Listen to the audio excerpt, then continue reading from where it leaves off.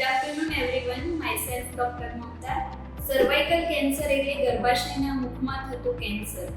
અત્યારે આપણા ઇન્ડિયામાં દર 8 મિનિટે એક સ્ત્રીનું મૃત્યુ ગર્ભાશય કેન્સરના લીધે થાય છે.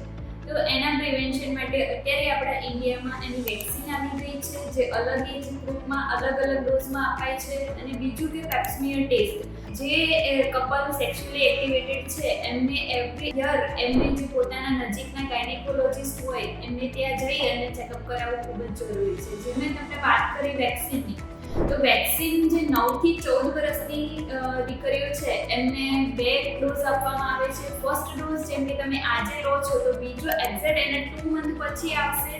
અને જે 14 થી 35 વર્ષની લેડીઝ છે એમાં 3 ડોઝ આવશે. જેમ કે ફર્સ્ટ ડોઝ આજે તમે લો છો તો બીજો ડોઝ એને એક્ઝેક્ટ 2 મંથ પછી આવશે અને ત્રીજો ડોઝ એને એક્ઝેક્ટ 6 મંથ પછી આવશે. સર્વાઇકલ કેન્સરના લક્ષણોમાં એવું જોવા મળે છે કે તમારા કમરના ભાગમાં અતિશય દુખાવો રહે, જે માસિકનો સમયગાળો છે એના સિવાય પણ માસિક આવે, અને જે માસિક આવે છે એકદમ અતિશય દુર્ગંધવાળું હોય, આવા લક્ષણો જોવા મળે છે. આમાંથી તમને કોઈ પણ લક્ષણ જોવા મળે તો તમારે નજીકના જે ગાયનેકોલોજિસ્ટ હોય એમને તમારે કોન્ટેક્ટ કરવો. ઇન કેસ તમને સર્વાઇકલ કેન્સર થઈ ગયું છે અને તમે એની ટ્રીટમેન્ટ પણ લઈ લીધી છે, તો પાછળના સમયગાળામાં તમારે શું ધ્યાન રાખવું?